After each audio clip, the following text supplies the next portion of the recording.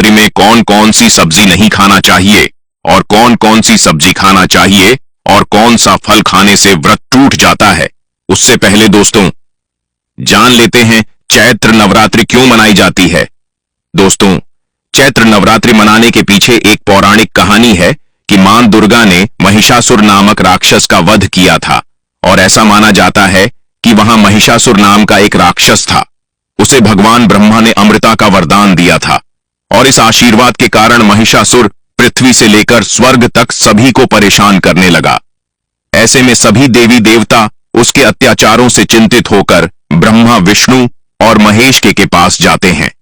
तब दोस्तों तीनों देवताओं ने आदिशक्ति का आह्वान किया। तब दोस्तों भगवान शिव, विष्णु और अन्य देवताओं के क्रोध के कारण उनके मुख से एक ज्योति प्रकट हुई और वह ज्योति एक स्त्री में बदल गई। आदिशक्ति प्रकट हुई। इसके बाद अन्य देवताओं ने उन्हें अस्त्र शस्त्र प्रदान किए।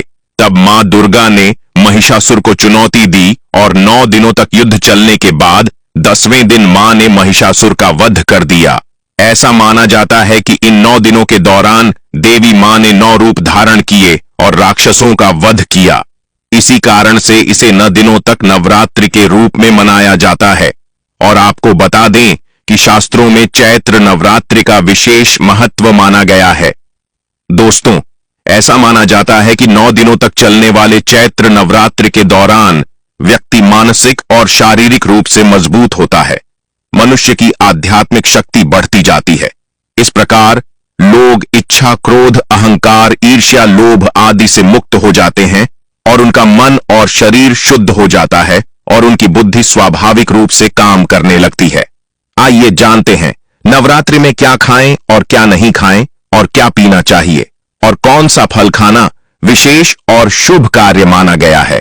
शास्त्रों के अनुसार बताए गए व्रत चाहे किसी भी प्रकार के क्यों ना हो, उनसे जुड़े नियम का पालन करना अति आवश्यक माना जाता है।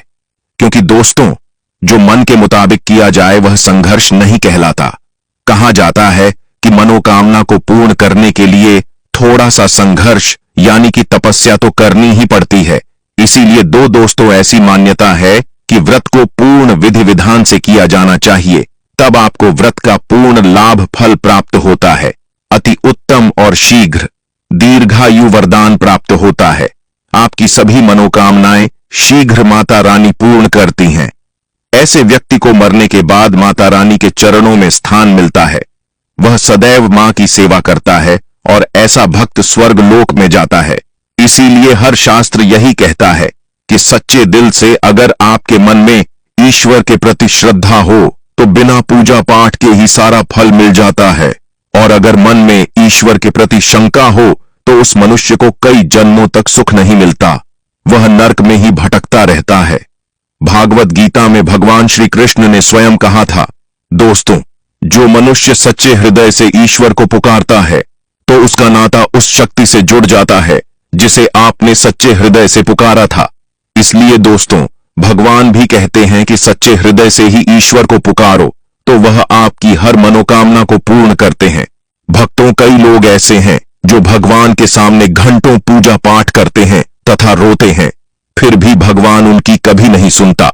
दरअसल जब आप सच्चे मन से ईश्वर को पुकारते ही नहीं है तो भला वह आपकी पुकार कैसे सुनेंगे। दोस्तों यह तो थी वह बातें जो भक्त और भगवान के बीच है। अब हम जानते हैं नवरात्रों के दौरान क्या नहीं खाना चाहिए और क्या नहीं पीना चाहिए और कौन सा फल खाने से व्रत संपूर्ण और सफल हो जाता है।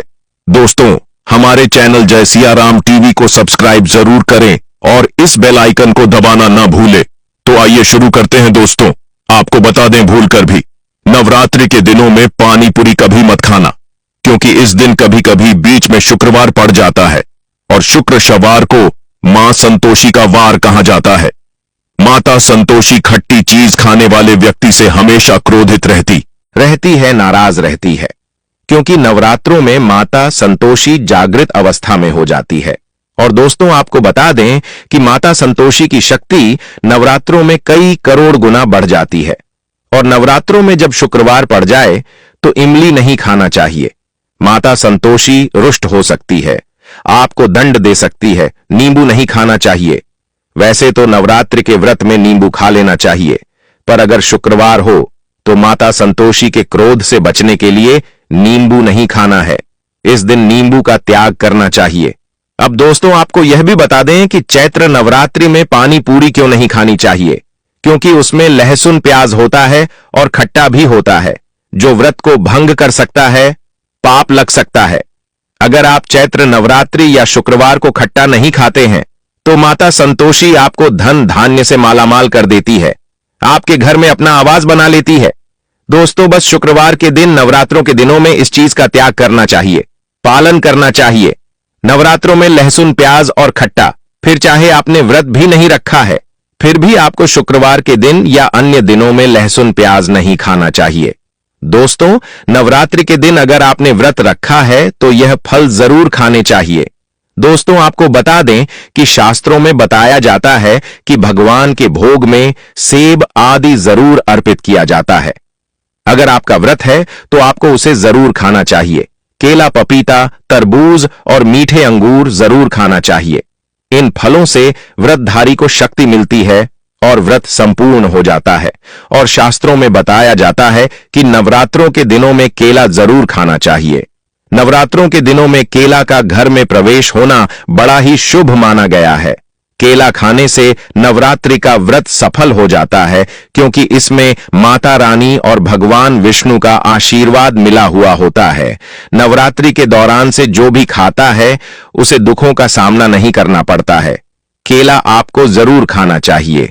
माता लक्ष्मी प्रसन्न होती हैं और आशीर्वाद देती है। दोस्तों आपको बता दें कि नवरात्रों में तेल की तली हुई हरी मिर्च खा सकते हैं, लेकिन कम मात्रा में खाना है। व्रत के दौरान ज्यादा तीखा नहीं खाना चाहिए। भक्तों व्रत में तीखा खाने से व्रतधारी की जो पेट की आंतें होती हैं उसमें जख्म हो सकते हैं। क्योंकि इस दौरान हम व्रत का पालन करते हैं तो हमारे पेट में कुछ नहीं होता है, इसीलिए हल्का खाना खाना सर्वोपरि है और उत्तम माना जाता है। व्रतधारी को रसीले आलू अवश्य खाना चाहिए। इससे हमारे शरीर में ऊर्जा की भरपूर जरूरत होती है, पूरी हो जाती है। आप आलू का पानी पी सकते हैं। रसीले आलू जरूर खाना चाहिए। दोस्तों नवरात्रों में भिंडी की सब्जी जरूर खाना चाहिए, क्योंकि दोस्तों भिंडी में कई ऐसे पोषक तत्व होते हैं जो हमारी हड्डियों को मजबूत बनाते हैं। तथा नवरात्रों में बैंगन की सब्जी जरूर खाना चाहिए। लेकिन याद रहे, जब नवरात्रों में सोमवार पड़ जाए तो बैंगन की सब्जी मत खाना, पाप लगेगा। नवरात्रों में सब्जी में हरा धनिया जरूर डालना चाहिए। हरे धनिये से भी व्रतधारी को पोषक तत्व मिलते हैं। नवरात्रों में हरा धनिया अवश्य खाएं। इससे दोस्तों जो शुगर लेवल होगा वह कम हो जाएगा। और नवरात्रों में रिफाइंड का तेल और सरसों का तेल भूलकर भी व्रत के दौरान नहीं खाना चाहिए। मूंगफली का तेल और देसी घी और गोले का तेल खाना अच्छा माना जाता है। और दोस्तों नवरात्रों में धारी को डिब्बा बंद लस्सी, डिब्बा बंद जूस नहीं पीना चाहिए। उसमें कई केमिकल मिले होते हैं जिसके कारण आपका व्रत टूट सकता है। जब भी आप फलों का जूस पिए तो याद रखें उसमें नमक डालें, नहीं तो व्रत टूट जाएगा। साथ ही साथ जूस में बर्फ भी नहीं डालना चाहिए। दोस्तों आपको फलों का सादा जूस पीने से व्रत सफल होता है। दोस्तों नवरात्रि के दौरान सिंघाड़े का आटा या कुत्तूम देख ले कि आटा पुराना नहीं होना चाहिए, क्योंकि दोस्तों पुराने आटे में कीड़े वगैरह पड़ जाते हैं, जिसके कारण आपका व्रत टूट सकता है। क्योंकि यह छोटे छोटे कीड़े हमें दिखाई नहीं देते और आपके मुंह तक पहुंचाते हैं। ऐसा खाना मतलब कीड़े मकोड़ों का मांस खाने के बराबर माना गया है। दोस्तों नवरात्रि के दौरान आप शाम के समय खाने में दही ले सकते हैं और आलू वगैरह खा सकते हैं। आलू के चिप्स खा सकते हैं, साबूदाने की टिकिया बनाकर खा सकते और साबूदाने की खिचड़ी खा सकते हैं।